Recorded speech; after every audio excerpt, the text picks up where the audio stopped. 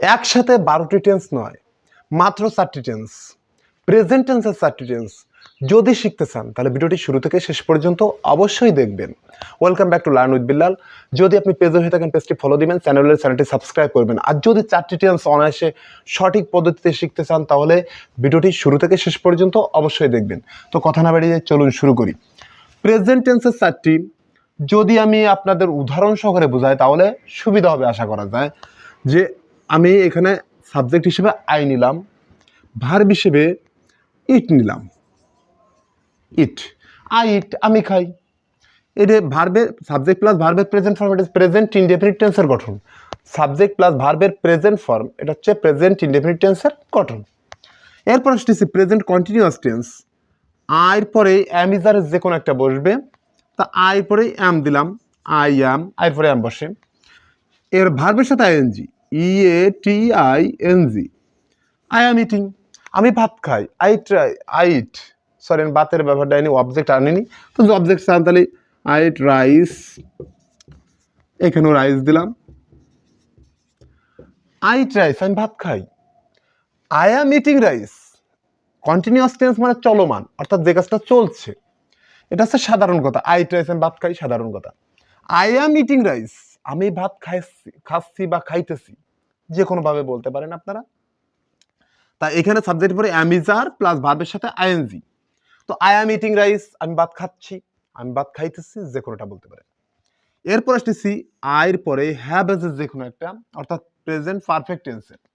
তার I have, ভার্বের past participle form, ইট, এট, eaten, অর্থাৎ পাস্ট পার্টিসিপল ফর্ম হচ্ছে eaten. I have eaten rice, আমি ভাত খাইয়াছি, আমি ভাত খাইয়াছি।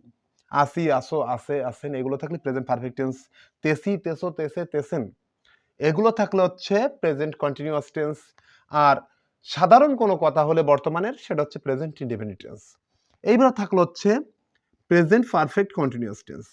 তো এখানে আসবে হচ্ছে হ্যাভ বিন অথবা হ্যাজ বিন, তাহলে এখানে আয়ের পরে হ্যাভ বিন, তারপরে ভার্বের সাথে আইএনজি।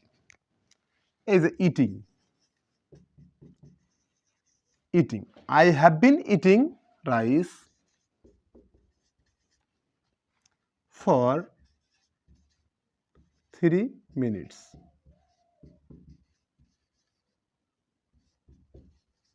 এখন কথা হচ্ছে এই যে প্রেজেন্ট পারফেক্ট কন্টিনিউয়াস টেন্স, এটা কিভাবে বুঝবো? প্রেজেন্ট কন্টিনিউয়াস টেন্সের সঙ্গে, অর্থাৎ কোনো কাজ চলমান অবস্থায় আছে, সেই কাজের সঙ্গে যদি সময়ের উল্লেখ থাকে তাহলে সেটা হচ্ছে প্রেজেন্ট পারফেক্ট কন্টিনিউয়াস টেন্স। আমি আবারও বলি, প্রেজেন্ট কন্টিনিউয়াস টেন্সের সঙ্গে যদি সময়ের উল্লেখ থাকে তাহলে সেটা present perfect continuous tense. Present perfect tense হচ্ছে কোনো কাজ এইমাত্র শেষ হয়েছে কিন্তু তার ফল এখনো বাকি, সেটা হচ্ছে প্রেজেন্ট পারফেক্ট টেন্স। আর বর্তমানে কোনো কাজ, সাধারণ কোনো কাজ হলে সেটা হচ্ছে প্রেজেন্ট ইনডেফিনিট। তাহলে এখানে উদাহরণ কি হলো? আই ইট রাইস, আমি ভাত খাই। আই অ্যাম ইটিং রাইস, আমি ভাত খাচ্ছি। আই হ্যাভ ইটেন রাইস, আমি ভাত খাইয়াছি।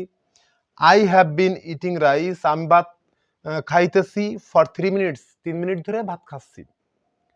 এই হচ্ছে মূলত 4টি টেন্স, প্রেজেন্ট টেন্সের যে 4 প্রকার আছে সেটা মোটামুটিভাবে বোঝানোর চেষ্টা করলাম। যদি বুঝতে পারেন তাহলে ভিডিওটি লাইক, কমেন্ট, শেয়ার করবেন। যদি পেজ হয়ে থাকেন পেজটি ফলো দেবেন, চ্যানেলটি সাবস্ক্রাইব করবেন। আর অলরেডি যদি করে থাকেন, থ্যাংক ইউ সো মাচ। ভালো থাকবেন। আসসালামু আলাইকুম।